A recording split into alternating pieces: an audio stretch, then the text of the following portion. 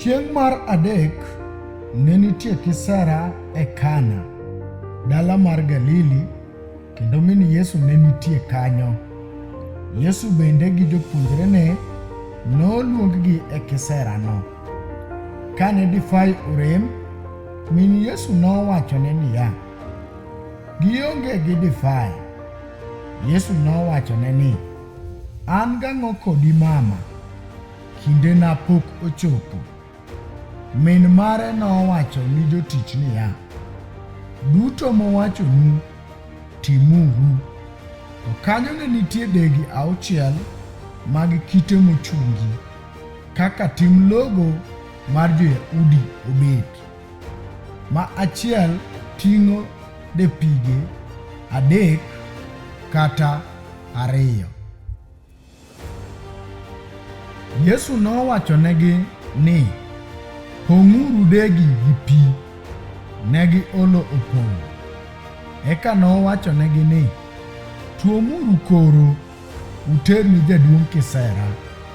Mi ne gitero.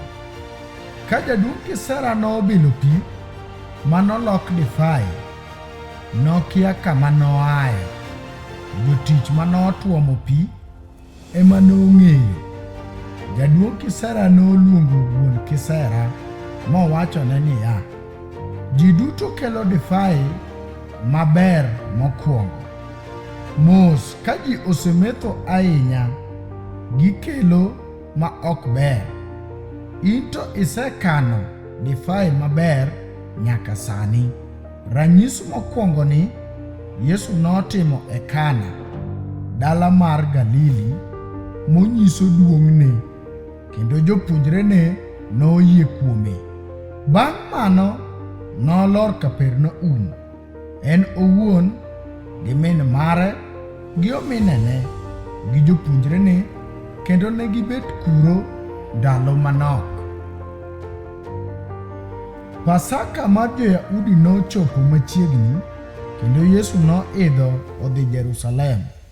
Nonwang'o e hekalu jolok dhok gi rombe gi akuche gi joma wilo pesa kobet piny. Ka noseloso tond chweto, noriembogi duto gia e hekalu, kaachiel kod rombe gi dhok. Nopuko pesa mag jowil pesa, kendo noloko mesegi. Nowacho negi jolok akuche niya, "Goluru gigi oko, kik ulok od Wuora od loko ohala." Jopuonjrene noparo ni nondiki niya, "Kinda mar odi emojiwa."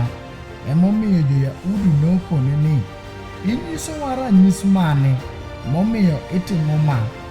Yesu nodwokogi ni, "Mukuru hekaluni, kendo nachunge gi ndalo 3." Eka jo-Yahudi nowacho niya, "Gero hekaluni nokawo higni 46, to in inichunge gi ndalo 3 koso?" To en nowuoyo kuom hekalu mar ringre. Ka nosechier oa kuom jomotho, jopuonjrene noparo ni mano ema nowacho, kendo ne giyie wach manondiki gi wach mane Yesu owacho. Kane en Jerusalem e sawo mar Pasaka, ji mang'eny noyie kuom nyinge, kane gineno ranyisi manotimo. To Yesu ne ok ogenogi, nikech nong'eyo ji duto, kendo ne ok odwar mondo nyise kuom dhano, nimar en owuon nong'eyo mantie ei dhano.